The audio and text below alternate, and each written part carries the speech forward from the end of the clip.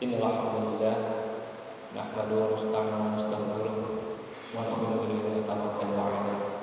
Wassalatu wassalamu ala asyrofil anbiya'i wal mursalin sayyidina wa maulana Muhammadin wa ala alihi wa sahbihi ajma'in. Amma ba'd. Fa ya ayyuhal hadirun ittaqullaha haqqa tuqatih wa la tamutunna illa wa antum muslimun. Laqad kana fil qasasi ibrah fa'tabiru ya ulil absar al-ayat. Wa qala Rasulullah sallallahu alaihi wasallam al-muslimu akhul muslim.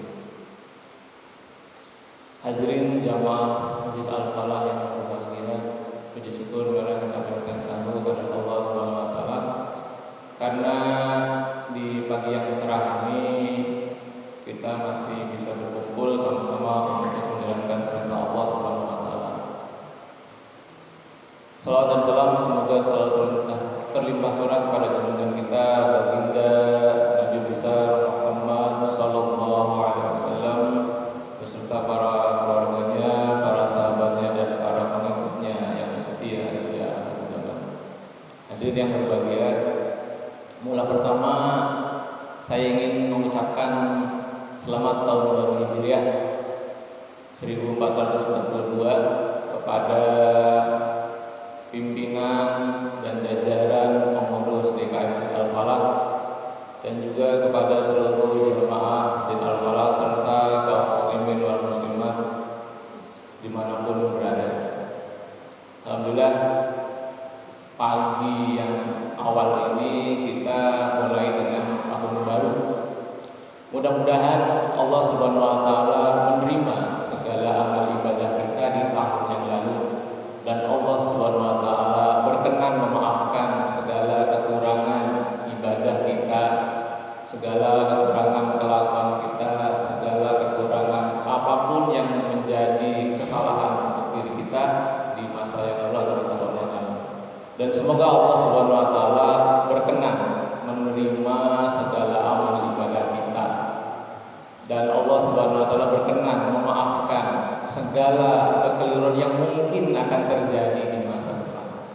Hadirin yang berbahagia, ketika saya diminta untuk mengisi di majelis yang mulia ini, memang saya ingin menyampaikan tentang tema pada pagi hari ini, yaitu benarkah kita dijajah selama 350 tahun? Yang sebetulnya tema ini untuk tempat yang lain, cuma karena ada kedua dengan Pak Gun ya. Alhamdulillah ini yang perdana ya. Saya beberapa kali menyampaikan di forum bahwa ada kepentingan di balik menyampaikan gagasan atau ide bahwa kita dijajah sekian lama. Sebelum membahas itu, saya ingin membahas tentang tahun baru yang sedang kita rayakan. Melatar belakangi dari suatu peristiwa di mana ada seorang sahabat Rasulullah SAW bernama Abu Musa al-Asy'ari yang pada saat itu menjadi gubernur Mesir.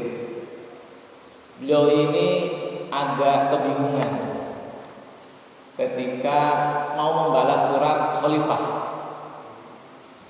karena pada saat itu memang surat menyurat belum begitu rapi. Beliau bingung karena ini surat yang baru dengan surat yang lama ini mana bedanya.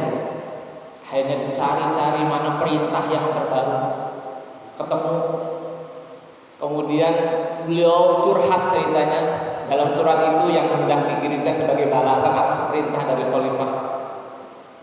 Salah satu pembuka kata-katanya adalah dari surat khalifah yang tak bertahun. Nah, kemudian menginspirasi tentang tahun baru Hijriah. Jadi awal-awalnya karena kesulitan di lapangan Pak. Ternyata arsip berkas data itu adalah sesuatu yang sangat penting manakala sebuah negara mulai terbentuk.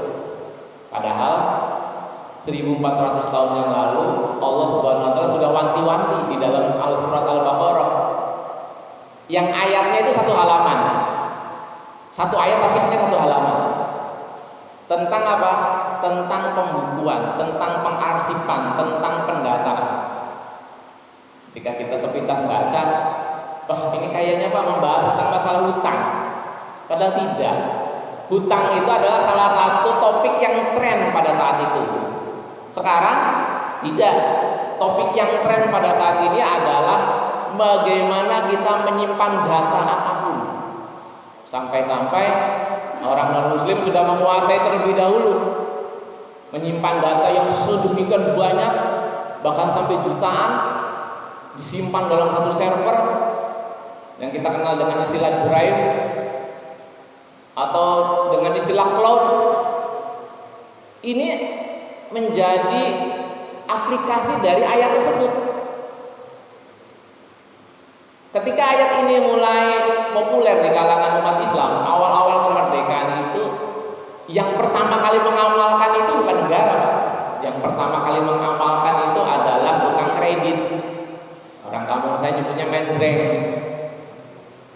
Catatan hutang dari tahun berapa itu semenjak kita minjam uang atau kita kredit barang, dia ada.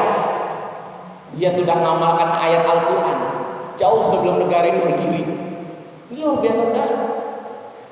Jadi pemberkasan, pengarsipan itu adalah bukan saja wilayah negara, tapi sudah wilayah kewajiban setiap manusia. Kita kenal kalau dalam data kependudukan ada istilah kartu keluarga. Kartu keluarga ini mendasari tentang pembuatan kartu tanda penduduk dan kartu-kartu tanda yang lain. Semuanya ada. Ini mengamalkan dari ayat Al-Quran. Yang kemudian pada saat ini semuanya sudah lengkap. Ya walaupun beberapa data kependudukan kita masih belum begitu rapi ya, tetapi sudah mendekati lah, sudah dalam track yang benar. Kembali lagi kepada kasus penetapan tahun Hijriah. Mengapa tahun Hijriah itu diambil dengan kata hijrah? Jadi awal mulanya ini ketika mendapat surat yang janggal, Khalifah Umar itu langsung mengumpulkan syuronya yang terkenal. Jadi syuronya yang terkenal itu kira-kira ada 10 orang. Yang salah satu di dalamnya adalah calon-calon khalifah. Ketika bermusyawarah, ini perdebatannya sangat alot. Karena walaupun sahabat itu sudah masuk Islam mulai lama, tetapi mereka memiliki background pendidikan masing-masing. Sehingga ketika ditetapkan dengan istilah almanak, kalender, mereka punya bawaan sendiri-sendiri. Yang biasa berbisnis dengan orang-orang Nasrani ya akan meniru dengan tradisi orang-orang Nasrani. Yang biasa berbisnis dengan orang-orang Arab ya akan meniru kebiasaan orang-orang Arab. Yang biasa berbisnis dengan orang-orang Yahudi, dia akan meniru gaya orang-orang Yahudi. Secara muamalah. Jadi sistem kenegaraan itu bisa diambil dari beberapa peraturan. Tidak mesti harus diambil langsung dari Rasulullah, karena di zaman Rasulullah juga ada beberapa hal yang sifatnya belum ada zaman sekarang. Tetapi dalam istilah tata negara itu bisa saja kita mengambil beberapa peraturan. Kemudian akhirnya dimunculkanlah presentasi-presentasi dari beberapa sahabat. Salah satunya ada yang mengatakan ide bagaimana kalau penetapan tahun Islam itu dimulai dari kelahiran Rasulullah SAW. Kemudian cara pandang ini yang paling normal. Karena apa? Orang Nasrani menetapkan tahunnya adalah penetapan tahun kalendernya adalah berdasarkan dengan kelahiran Al-Masih, Yesus Kristus. Kemudian orang Islam pun meniru, ya kita punya nabi yang lahirnya juga diperingati. Lebih baik kita tetapkan sebagai tahun awal-awal keislaman. Kemudian terjadi perdebatan karena apa? Ternyata kelahiran Rasulullah SAW ini tidak disepakati. Dalam Sirah Ibnu Hisam itu bahkan disampaikan ada 5 versi tentang kelahiran Rasulullah. Ada yang mengatakan tanggal 12, ada yang mengatakan tanggal 25, ada yang mengatakan tanggal 20. Hanya sepakat di satu, yaitu hari Senin. Dan tahunnya tahun gajah. Dan itu udah dari tahun gajah yang keberapa? Ada juga yang tidak sepakat. Karena dia mengatakan semenjak tahun gajah ditetapkan adalah ketika kedatangan pasukan dari Abraha. Itu dinamakan tahun gajah. Setelah Abraha itu musnah, tahun berikutnya namanya apa? Ya masih tahun gajah. Sampai ada peristiwa besar lagi nanti. Dan pada saat itu belum ada peristiwa besar lagi. Jadi masih tahun gajah terus. Akhirnya ada beberapa pendapat yang mengatakan ini tahun gajah yang keberapa? Akhirnya nggak sepakat. Kemudian setelah mulai lagi ada pendapat yang terakhir, yaitu pendapat yang dinyatakan bagaimana kalau penetapan tahun itu ditetapkan dengan pengetahuan kita semua. Apa itu? Meninggalnya baginda Rasulullah SAW. Langsung Khalifah menginterupsi, saya nggak setuju. Tapi sepakat itu sebetulnya karena tidak ada perbedaan tahun, karena mengenal semua, tahu semua. Meninggalnya itu tahu semua, harinya, tahun-tahunnya tahu. Tidak ada yang berbeda. Tetapi langsung diinterupsi oleh Sayyidina Umar, oleh Khalifah. Saya nggak setuju karena tahun itu adalah tahun kesedihan kita. Masa kita akan menetapkan tahun di mana kita bersedih di dalamnya? Kemudian Allah mengilhamkan suatu ilham, yaitu ditetapkanlah bahwa penetapan itu tahun Hijriah. Lalu apakah masalah ini selesai? Ternyata tidak. Masih ada satu lagi, yaitu apa? Kapan dimulainya penetapan bulannya? Sebelum Islam itu lahir, orang Arab itu sudah biasa menggunakan bulan-bulan yang sekarang kita kenal dalam penanggalan Islam. Dari Safar, Muharram, Rabiul Awal, terus sampai nanti akhirnya Dzulhijjah. Sudah mengenal mereka. Kemudian berdebat lagi dan cukup lama juga. Sehingga akhirnya beberapa usul dikatakan bahwa bagaimana kalau awal mula tahun Hijriah itu dimulai dari bulan Muharram. Lalu ada sahabat yang kritis, Pak. Kok kayaknya aneh, Khalifah? Emang kenapa? Kan Hijriah Rasul itu dari tanggal Rabiul Awal. Mulai bulan Rabiul Awal, kenapa ditetapkannya bulan Muharram? Akhirnya dijawab oleh Khalifah. Ya, betul. Resminya Rabiul Awal, tetapi rintisannya dimulai dari bulan Muharram. Jadi ternyata hijrahnya Rasul adalah pungkasan, Pak, akhir. Yang sebelumnya sudah dimulai oleh para sahabat. Terakhirnya adalah Rasulullah sendiri. Gitu. Jadi yang melatar belakangnya dari peristiwa ini, kemudian kita hari ini dan insya Allah seterusnya kita merayakan kedatangan tahun baru Hijriah. Lalu korelasinya apa dengan keadaan kita pada saat ini? Secara kebetulan memang sebelumnya kita juga merayakan hari raya kemerdekaan negara kita. Yang kemudian selalu muncul pertanyaan yang menggelitik, apa iya benar sih kita dijajah selama itu? Padahal ini kata-kata strategi yang dikeluarkan dari mulut Bung Karno ketika ada mantan gubernur jenderal Belanda yang bernama Bonifacius de Jong. Dia itu sedikit meruntuhkan moral dari pejuang. Dia mengatakan 300 tahun yang lalu kita menguasai Hindia Belanda dan 300 tahun ke depan kita akan menguasainya lagi. Karena pada saat itu sedang dilakukan agresi. Kalau istilah Belanda namanya polisionil. Begitu runtuhnya moral kita mendengar kata-kata itu.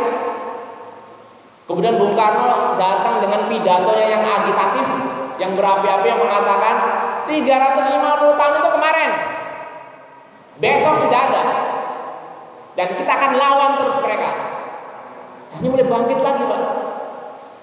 Kira-kira kalau pada saat ini kita menerima berita itu, kita akan melihat kepentingan dari mana? Apakah kita tinggal, oh iya itu kata sejarah, iya aja kita. Padahal ini ada kepentingannya, Pak. Kita juga memiliki kepentingan terhadap pernyataan bahwa apa ya benar. Tujuannya apa? Agar generasi muda di masa depan itu kembali menggali sejarahnya, bahwa kita merdeka itu dari apa, permulanya dari apa. Yang banyak tidak tahu orang zaman sekarang adalah kita itu merdeka meninggalkan banyak hutang. Dalam konferensi meja bundar di Den Haag, kita itu berdebat dari masalah pampasan perang tentang hutang Hindia Belanda yang dilimpahkan kepada negara baru, yaitu yang namanya Republik Indonesia Serikat. Kan bingung, Pak. Kita punya rumah kita dirampok. Kita ngeliat perampoknya, kita lawan itu perampok. Lalu perampoknya tiba-tiba bilang, ayo kita negosiasi. Kira-kira kalau Bapak itu mau negosiasi nggak dengan perampok? Ini saya bawa TV, kulkas, sepeda. Ayo kita negosiasi. Yang saya pulangi sepeda ya, TV agak enteng saya bawa. Kira-kira begitu nggak? Nggak mungkin kan? Ini yang mendasari sikap Tan Malaka, seorang dari partai kiri yang terus mencela perundingan tersebut. Karena logikanya aneh menurut beliau. Masa kita dirampok, masa terus kita negosiasi? Kemudian setelah berdebat sekian lama, akhirnya jatuhlah hutang kita 4,5 juta gulden yang jadi hutang kita. Memang membingungkan kan saya juga. Cuma kalau kita telaah dari awalnya, andai kata kita itu merdeka, negara kita itu negara lama atau negara baru? Istilah Indonesia itu baru dikenal, Pak. Sedangkan Belanda menguasai Nusantara ini, dari pemiliknya yang asli itu adalah para keraton, kerajaan. Kalau di Jawa Mataram, kalau di Jawa Barat itu Banten, Cirebon, kalau di Sumatera itu Kerajaan Lampung, Kerajaan Delhi, Kerajaan Siak, Kerajaan Aceh, kalau di Kalimantan Kerajaan Banjar, kalau di Sulawesi Kerajaan Makassar, kalau di Maluku Kerajaan Ternate, Tidore, kalau di Filipina Kerajaan Mindanao yang musuhnya Spanyol. Kita mau kembalikan kemana ketika Belanda itu mau kita usir? Kan harusnya logikanya dikembalikan ke pemiliknya, yang pada saat itu di Jawa sudah dikuasai oleh Sultan Hamengkubuwono dan Kasunanan Surakarta. Di Lampung masih di Sumatera masih dikuasai oleh Aceh. Apakah kita akan kembalikan ke mereka? Tentu orang-orang pro kemerdekaan akan menolak sistem monarki. Kenapa? Yang mereka perjuangkan bukan monarki, tetapi negara republik yang di dalamnya adalah rakyat berkuasa. Jadi sebetulnya perjuangannya itu ada dua yang sedang dilawan. Perjuangan melawan penjajah dari luar dan perjuangan melawan feodalisme. Jadi nggak gampang, Pak. Ya kalau saya hidup di zaman itu ya mungkin saya nggak akan banyak berkata-kata, karena perjuangannya begitu rumit. Begitu rumit. Kalau sekarang kita paling mengkritik pemerintah yang ada, ya pemerintahnya cuma satu, enak mengkritiknya. Tinggal ngomong aja sejadi-jadinya. Pemerintahnya cuma satu. Zaman dulu coba kita mau kritik siapa? Sementara ada sebagian wilayah yang swapraja. Namanya swapraja itu adalah kerajaan kecil yang levelnya sejajar dengan kolonial, tetapi dia tidak memiliki tentara. Lalu kita mau musuhin siapa? Yang dua-duanya juga melakukan eksploitasi kepada rakyat. Maka akhirnya logika seperti ini yang digunakan oleh lawan, bahwa negara yang kamu bangun adalah negara baru. Jadi bahasa gampangnya gini, Pak. Bapak itu melihat ada sepeda di tempat parkiran. Yang Bapak tahu sepeda itu adalah sepeda anak Bapak. Karena yang nitipin itu waktu itu anak Bapak ke tukang parkir, datanglah petugas parkir. Ini Bapak mau ngapain? Saya mau ngambil sepeda anak saya.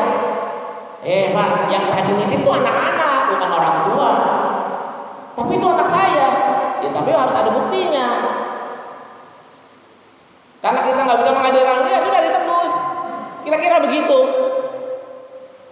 Karena yang nitipin anak kita sudah pulang duluan, lalu kita ngambil. Lah kan tukang parkirnya bingung juga. Mau diserahkan bukan orangnya, tapi dia ngaku-ngaku. Tidak diserahkan dia ngotot karena itu punya anaknya. Begitu juga waktu zaman perjuangan. Kekuasaan itu tidak diserahkan, tetapi ngotot para pejuang itu ingin merebut kemerdekaan. Ketika mau diserahkan, tetapi bukan pada pemiliknya. Siapa pemiliknya? Para raja. Jadi saya sebetulnya lebih senang kalau menyebutnya itu tanggal 17 Agustus merayakan hari kelahiran negara kita, bukan hari kemerdekaan. Ini untuk pribadi ya, saya pribadi. Karena negara Republik Indonesia itu adalah negara yang baru lahir. Jadi kalau kita berkonflik dengan negara Belanda ya sepanjang periode 1945 sampai 1949 itu konfliknya. Adapun sebelumnya ya negara Indonesia belum ada karena kedatangan para pedagang dari Eropa itu dimulai dengan Portugis. Kemudian datang ke Banten oleh pelaut-pelaut Belanda yang namanya Cornelis de Houtman dengan saudaranya itu, yang kemudian diterima oleh kerajaan Banten karena sikapnya yang arogan, kemudian diusir. Di akhir perjalanan mereka bertemu dengan panglima perempuan pertama kali di dunia, yaitu siapa? Malahayati, Laksamana Malahayati, yang nama lengkapnya itu Laksamana ke Malahayati. Dalam duel 1 lawan 1 dibunuhlah itu Cornelis de Houtman. Bayangkan seorang perempuan bertarung di tengah laut melawan raja lautan. Cornelis de Houtman itu pengalaman keliling dunia, Pak. Dalam catatan sejarah saya belum menemukan pembanding dari Laksamana Malahayati, perempuan pertama kali yang menjadi panglima laut.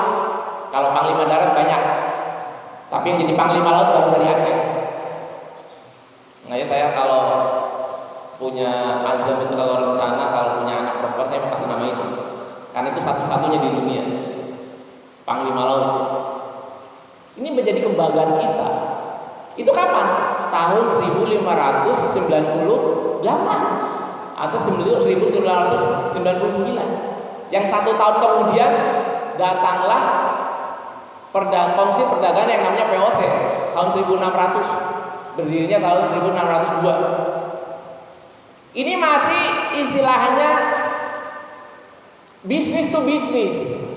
Orang Banten bisnis dengan VOC, orang Mataram bisnis dengan VOC, orang Cirebon bisnis dengan VOC, orang Malaka bisnis dengan VOC. Masih bisnis to bisnis, belum saling mengeksploitasi. Kalau kita lihat, apakah para pendahulu kita ini tidak waspada terhadap kedatangan bangsa Eropa? Sudah, saya katakan sudah.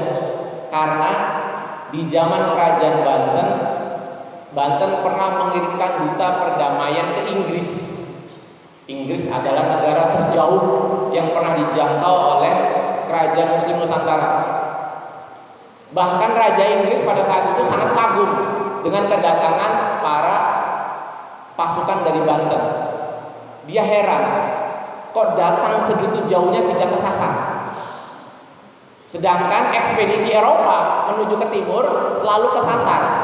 Karena kesasar nemuin banyak tempat yang sebetulnya kesasar, Pak. Bukan sengaja nyari. Kesasar ke daerah Amerika dikasih nama Amerika. Kesasar di daerah Tanjung Harapan dikasih nama Tanjung Harapan. Kesasar di Amerika Latin dikasih nama Amerika Latin. Jadi nggak nemuin mereka, nggak merencanakan. Karena mereka buta tentang ilmu kelautan. Sedangkan para pelaut kita sudah mondar-mandir keliling dunia, nggak pernah kesasar. Bahkan dalam suatu kitab itu ada ceritakan bahwa kedatangan armada VOC itu dipandu oleh tawanan Muslim dari Banten. Mereka ditangkap, setelah ditipu kemudian dipaksa untuk menunjukkan jalan menuju ke arah Banten. Jadi sebetulnya kita sudah tahu potensi bahaya dari Eropa. Bahkan Imam Bonjol tahun 1840 atau 1835 beliau pernah mengirimkan suatu ekspedisi perdamaian ke Amerika Serikat, yang pada saat itu Amerika Serikat belum jadi apa-apa. Kita sudah pernah ke sana, Pak. Yang Amerika belum pernah ke sini. Hebat mana? Hebat kita. Jadi kita itu dahulunya adalah memiliki kebudayaan yang sangat besar dan tangguh, yang tiada banding. Kenapa? Karena panglima-panglima kerajaan Turki pun mempercayakan wilayah timur itu pada kerajaan-kerajaan kita yang ada di Nusantara. Begitu hebatnya wilayah Nusantara sampai ada suatu buku yang mengatakan bahwa perang salib itu ujungnya adalah di Jawa. Permulaannya di Jazirah Arab, ujungnya ada di Jawa. Bayangkan seluas itu suatu peperangan. Kita tahunya di Ponorogo itu perang perlawanan melawan Belanda ya. Padahal di dalam pasukan di Ponorogo itu ada yang namanya Sentot Alibasa Prawira Dirja. Kata Basyah itu adalah perwira, Pak, yang disematkan dari Turki. Artinya apa? Turki memandang front timur itu penting sehingga perlu mengirimkan perwiranya yang namanya Sentot Alibasa Prawira Dirja itu. Jadi nama aslinya Sentot Prawira Dirja. Basyah itu adalah gelar pemberian dari kerajaan Turki. Jadi nggak main-main perang itu. Saya baca di Wikipedia itu bahkan dampak dari peperangan di Ponorogo itu yang menyebabkan 250.000 rakyat Jawa itu mengalami resesi ekonomi akibat dampak dari perang dahsyat tersebut. Dan ini diakui oleh dunia. Artinya kita nggak duduk berpangku tangan dijajah. Kita melawan sekeras-kerasnya mereka.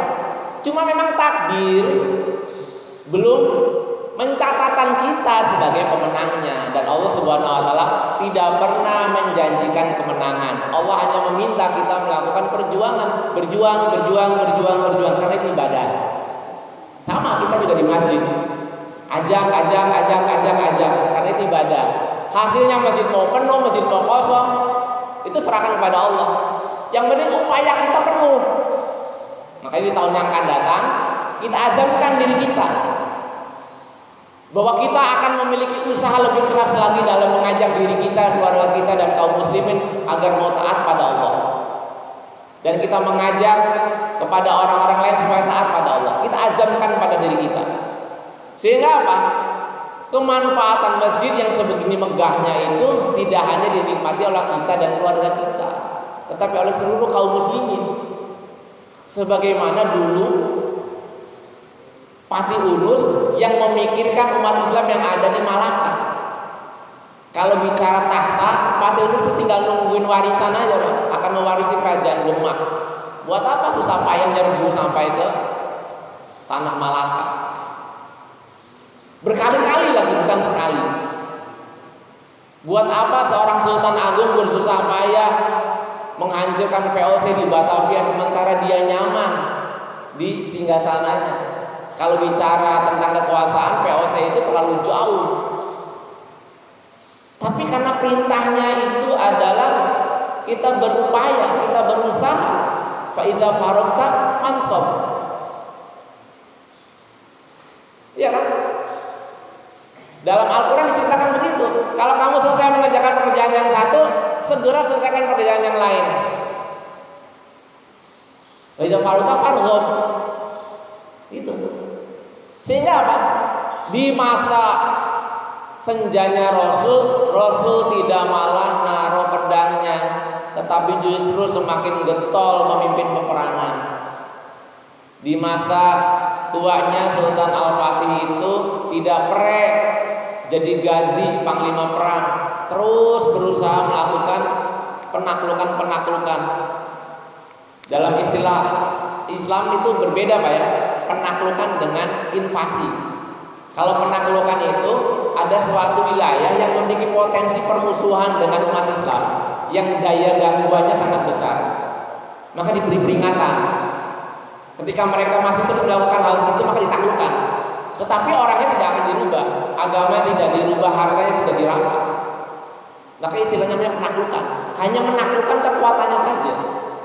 Adapun warganya mau masuk Islam atau tidak itu terserah mereka. Sebagaimana dulu Sayyidina Umar menaklukkan tanah Mesir.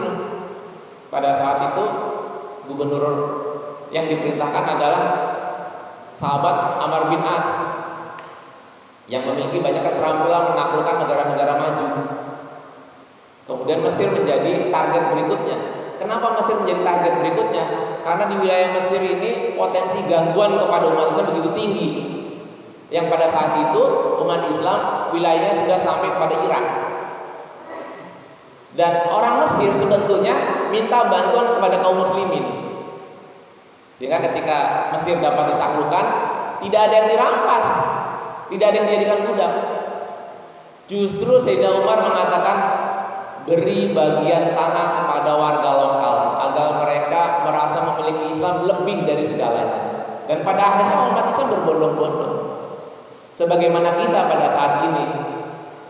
Saat ini kita sedang merasakan pandemi yang begitu keras. Bukan penyakitnya yang kita rasakan, dampak ekonomi yang kita paling rasakan lebih keras. Kalau penyakitnya emang nggak tahu, tapi dampak ekonominya itu paling keras. Ada orang tiba-tiba berhenti kerja, ada orang tiba-tiba liburnya lebih banyak daripada kerjanya, ada orang tiba-tiba nggak bisa menjajakan dagangannya. Karena kita berikhtiar dengan PSBB, dengan lockdown, dengan menggunakan masker, kita berikhtiar melawan penyakit ini. Adapun ikhtiar kita berhasil atau tidak, kita serahkan pada Allah. Tidak lantas kita mengatakan, ya buat apa kemarin PSBB berkali-kali kalau juga gagal, tiap hari juga nambah banyak. Kita nggak boleh mengatakan itu. Kita yang penting sudah berupaya, sudah berusaha, hasilnya serahkan kepada Allah Subhanahu wa Ta'ala. Sebagaimana dulu para pendahulu kita berjuang itu tidak mengharapkan hasil, tapi menjalankan perjuangan adalah nilai ibadah. Ya sudah, berjuang saja terus. Sebagaimana kita menuju Masjid Al-Falah ini, kita sholat, kita ngaji, kita zikir. Apa kita ngitung pahalanya? Saya hari ini 5 waktu berjamaah, berarti 5 kali 27. Terus kita bikin tabel selama sebulan, setahun. Apa kita begitu? Tidak.